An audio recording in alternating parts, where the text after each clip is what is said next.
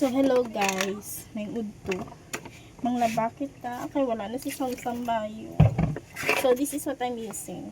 Amo naman ni siyang bago ko nga ginayos kay Samsam. Ang iya kay Unilove. Unilove man yapon. Pero, it's a different smell na.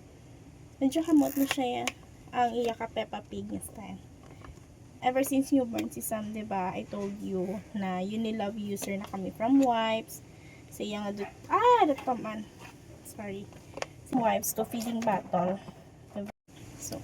So kinanglan ko manglaba. So, kailangan ko guys manglaba sang gamit ni Samsam. Ay, malakat naman kami boss. Wala na ko time maglaba. So, laba date. So, kaling kami sa church. So, laba ko danay si Dada. May transaction naman siya. So, bihira lang ang Sunday nga rin si Dada after church. So, after church may transaction din na siya for me.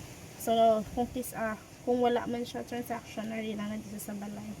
So, for now, ako manglaba. So, manglaba ito kayo ka. Sino nagsimba? Diba ka na isang feeling kung nakasimba ka? Basta ka na isang feeling. So, dapat every Sunday, nag-church kay Gid.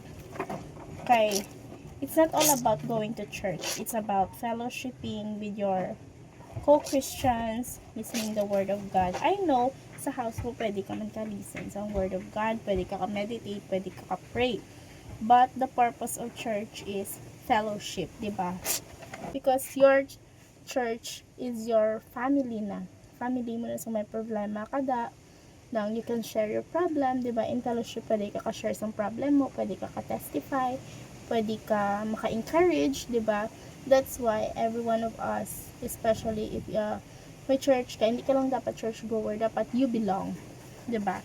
Okay, once you belong, you have your family, you have someone to talk, you have someone to share on your problem. There is someone who can edify you and build you up and encourage you, diba? So, amo na siyang purpose nga dapat. Kasi bagit ka na may isang waling hindi mo kinanglan maging pastor, hindi mo kinanglan maging Bible woman para mag-alagad sa Ginoo. Because every one of us is capable of serving God. Biskan bungol ka pa da, biskan lupog ka pa, biskan ano ka pa. 'Di ba? Worker ka man, gaobra ka man, teacher ka man, doctor ka man, biskan ano pang posisyon mo, pwede ka makaserve. You are capable to serve God, 'di ba? Kay ang Ginoo wala iya nagapangita kung anong profession mo, wala ang Ginoo nagalantaw kung anong tinapos mo, kung anong degree mo, 'di ba? Mo na kung ibiskan ikaw pa ang milyonaryo sa sining kalibutan or biskan ikaw pa ang pangulo, 'di ba?